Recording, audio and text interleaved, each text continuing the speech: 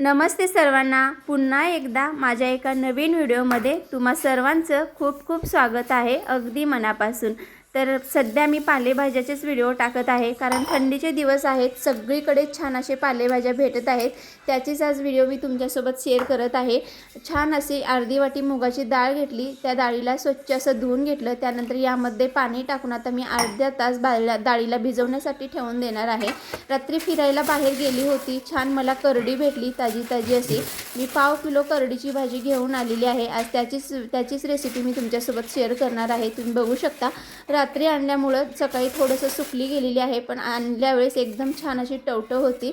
छान आता मी करडीच्या भाजीचा जे मागचा देठ असतो ना, ते काढून घेणार आहे आणि यावरती किडे आळ्या वगैरे काही असतात का ते बघून घ्यायचं आहे, कारण पालेभाज्या म्हणलं की काहीतरी वर असतं। आधी छान त्याला निवडून घ्यायचं। त्यानंतर एका पानाची 2 पाने असं मी तोडून घेतलेली आहे।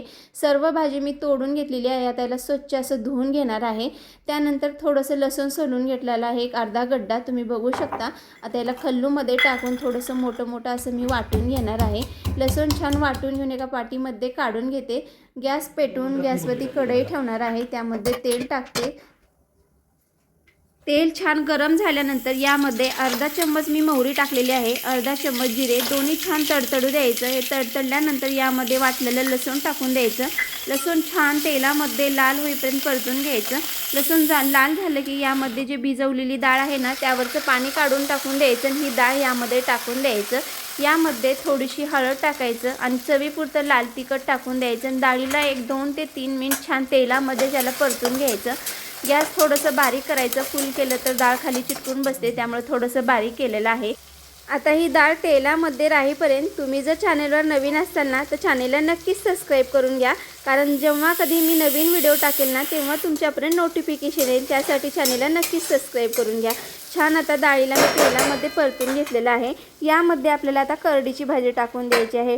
टाकल्यानंतर कुठली पण पालेभाजी अगदी जास्त असं दिसते, पण 1-2 मिनिटानंतर आपण परतिलो की एकदम कमी होऊन जाते। तसंच ही करडीची भाजी पण दिसत आहे, थोडंसं जास्त दिसते।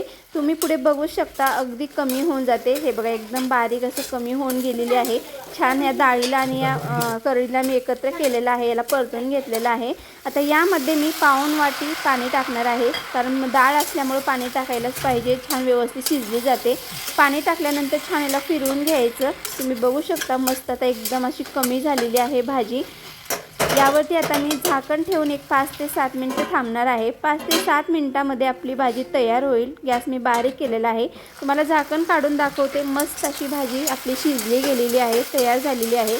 आता यामध्ये आपण आधी मीठ नाही टाकलं होतं बघा, आता मी मीठ टाकणार आहे। चवीपुरतं मीठ टाकायचं। कुठल्या पण भाजीला मी शेवटीच मीठ टाकते, कारण शेवटी टाकले की छान भाजी आधी व्यवस्थित शिजते, त्यानंतरच मीठ टाकून द्यायचं।